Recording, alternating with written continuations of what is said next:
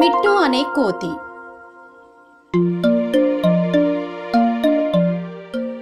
ఒకానొకప్పుడు ఒక అడవిలో మిట్టు అనే ఒక చిన్న కోతి నివసిస్తూ ఉండేది.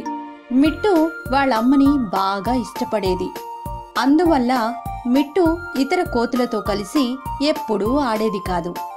అందువల్ల ఇతర కోతులు ఎక్కువగా అమ్మ కూచి అని మిట్టుని ఆట పట్టిస్తూ ఉండేవి. అందుకు మిట్టు, అవును, నేను అమ్మ కూచిని, అయితే ఏంటి అని అనేది. ఒక పవిత్రమైన రోజు మిట్టు తల్లి ఒక గుడిలో ఒక రోజంతా ఉపవాసంతో ప్రార్థనలు చేస్తూ ఉంది. మిట్టు ఒక పెద్ద అడవి దగ్గరగా ఉన్న అరటి పండ్ల తోటలోకి తన స్నేహితులతో వెళ్ళింది. మిట్టు అరటి పళ్ళు చెట్లకి వేలాడడం చూసింది. తనలో తను ఆలోచించి, అమ్మ ఆకలితో ఉంది కదా, నేను ఈ అరటి పండ్లను ఆమెకు తీసుకెళ్తే ఆమె చాలా సంతోషిస్తుంది అనుకుంది. మిట్టు స్నేహితులందరూ ఆడుకుంటున్నారు. ఉపవాసమున్న తన తల్లికి అరటి పండ్లను తీసుకుపోవాలి అని అనుకుంది మిట్టు. మిట్టు ఒక మంచి అరటిపళ్ళ గెలను చూసింది. ఆ అరటిపళ్ళ గెలను చెట్టు నుంచి కోసి వాటిని మోసుకొని పోవాలని ప్రయత్నించింది. కానీ అది చాలా బరువుగా ఉంది.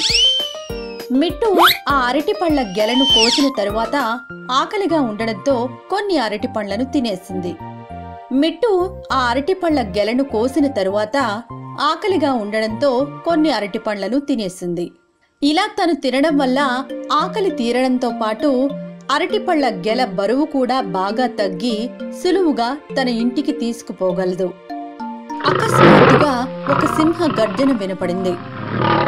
అప్పుడు అన్ని కోతులు ఆ ప్రదేశం నుంచి పారిపోసాగాయి.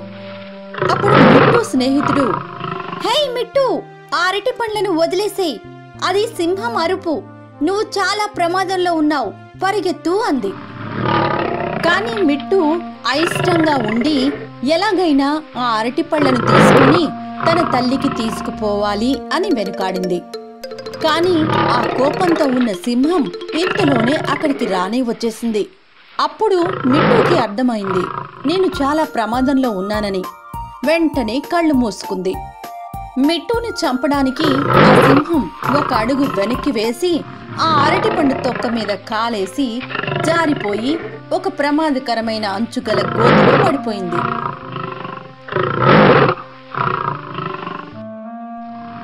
భయంతో కళ్ళు మూసుకున్న మిట్టు ఆ శబ్దం వినగానే కళ్ళు తెరిచి చూడగానే సింహం గోతిలో ఉంది. సంతోషంతో ప్రమాదం నుంచి బయటపడి ఆ అరటి పండ్లను తీసుకొని పోయి తన తల్లికిచ్చింది. అలా వాళ్ళిద్దరూ చాలా సంతోషంగా ఉన్నారు. మిట్టుకి తన మీద ఉన్న ప్రేమను చూసి ఆ తల్లి చాలా ఆనందంగా ఉంది. బలమైన సింహంతో వెర్రి ఒప్పందం.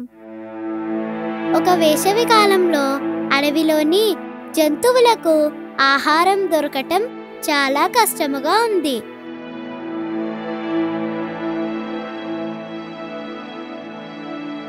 ఆ సమయంలో ఒక నక్క మరియు ఒక ఎలుగుబంటి సింహంతో ఒక ఒప్పందం కుదుర్చుకున్నాయి. ఆ ఒప్పందం ఏమిటంటే, ఆ రెండూ కలిసి సింహానికి తగిన ఆహారం వెదికితే సింహం వచ్చి దానిని చంపిన తర్వాత చనిపోయిన జంతువును నక్క మరియు ఎలుగుబంటి సింహం గుహ యొద్దకు తీసుకువెళ్ళాలి.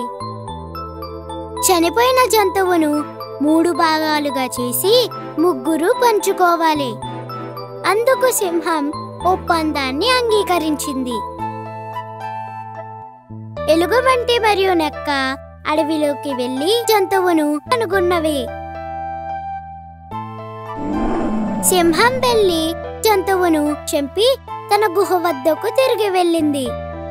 ఎలుగుబంటి మరియు నక్క చనిపోయిన మేకను సింహం గుహ వద్దకు తీసుకుని వచ్చాయి. సింహం నక్కతో చనిపోయే జంతువును 3 భాగాలుగా చేయమంది. నక్క సింహం చెప్పినట్టే చేసింది. మొదటి భాగం నాకే చెందుతుంది, ఎందుకంటే నేను ఈ అడవికి రాజుని. రెండవ భాగం నాకే చెందుతుంది, ఎందుకంటే దీనిని చంపడానికి నేనెంతో ప్రయాసపడ్డాను. మూడవ భాగం నాకే చెల్లుతుంది. ఎందుకంటే మీరిద్దరూ రాజు వద్దకు వచ్చినప్పుడు ఏదో ఒకటి రాజుకు సమర్పించాలి. ఇక మీరు వెళ్ళండి, వెళ్ళి మరొక జంతువును వెతకండి. ఎలుగుబంటి మరియు నక్క బయటకు వచ్చి సింహంతో ఇలాంటి ఒప్పందం కుదరదని తెలుసుకున్నాయి. అక్కడి నుండి అవి వెళ్ళిపోయి ఇక తిరిగి రాలేదు. నీతి: గొప్పవారితో ఒప్పందం ఎన్నటికీ కుదరదు.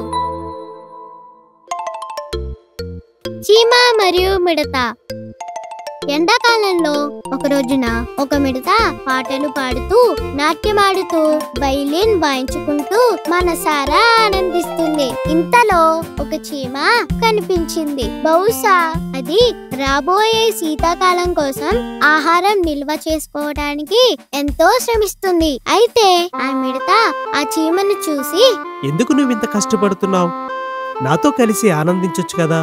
అప్పుడు చీమ, నేను శీతాకాలం కోసం ఆహారం సిద్ధపరచుకోవాలి. నీవు కూడా నాలాగే కష్టపడొచ్చు కదా అని మిడతతో అంది. అందుకు ఆ మిడత నవ్వుతూ ఇలా అంది, శీతాకాలం గురించి నీవేమి చింతపడవద్దు, ఎందుకంటే శీతాకాలం రావడానికి చాలా సమయం ఉంది. కానీ ఆ చీమ మాత్రం మిడత మాట వినకుండా కష్టపడుతూ ఆహారం సమకూర్చుకుంది. శీతాకాలం రానే వచ్చింది. మిడతకు తినటానికి ఆహారం లేక ఆకలితో చీమ ఇంటికి వెళ్ళింది. ఎంతో వినయముతో తినడానికి ఏదైనా పెట్టమని ఆ చీమను అడిగింది. అందుకు ఆ చీమ మిడతతో ఇలా అంది, వేసవి కాలంలో నేను చెప్పినట్లు నువ్వు కష్టపడి ఉంటే నీకు ఈ పరిస్థితి వచ్చేది కాదు కదా. నువ్వు తినడానికి ఆహారం లేక పస్తుతో పడుకోవాల్సి వస్తుందేమో అంటూ చీమ లోపలికి వెళ్లి తలుపు వేసుకుంది.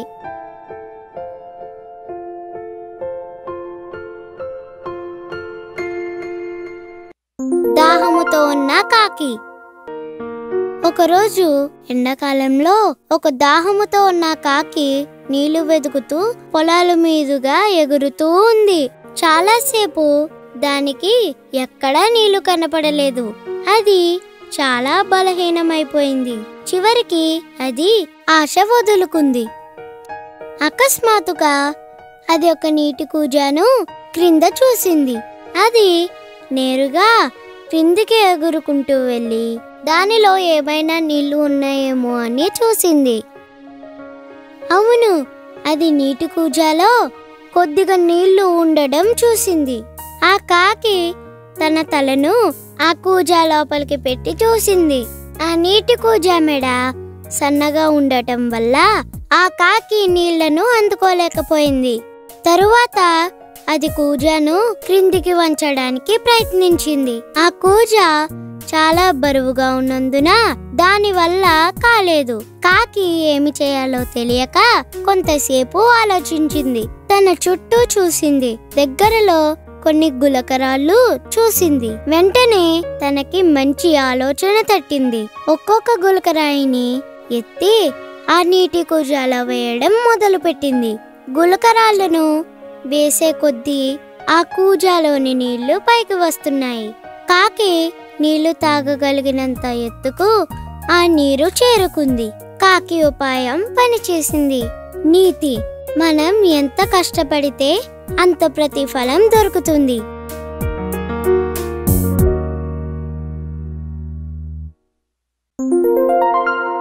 నక్క మరియు ద్రాక్ష పళ్ళు. ఒకరోజు ఒక నక్క చాలా ఆకలితో ఆహారం కోసం వెతుకుతూ ఉంది.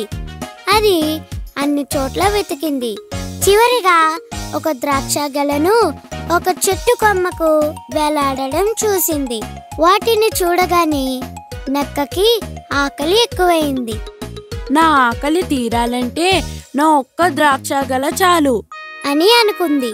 కొన్ని అడుగులు వెనక్కి వేసి నక్క ఎగిరి ఆ ద్రాక్ష గెలను పట్టుకోవడానికి ప్రయత్నించింది. కానీ అది అందుకోలేకపోయింది. మళ్ళీ కొంచెం వెనుకకు వెళ్ళి ఎగిరింది. మళ్ళీ వాటిని అందుకోలేకపోయింది. ఆ నక్క మళ్ళీ ప్రయత్నించింది మరియు మళ్ళీ విఫలమైంది. ఆ నక్క చాలాసార్లు ప్రయత్నించింది కానీ అందుకోలేకపోయింది. చివరిగా అది తన ప్రయత్నం విడిచిపెట్టి ఆ ద్రాక్ష గెల వైపు చూసి ఇలా అంది.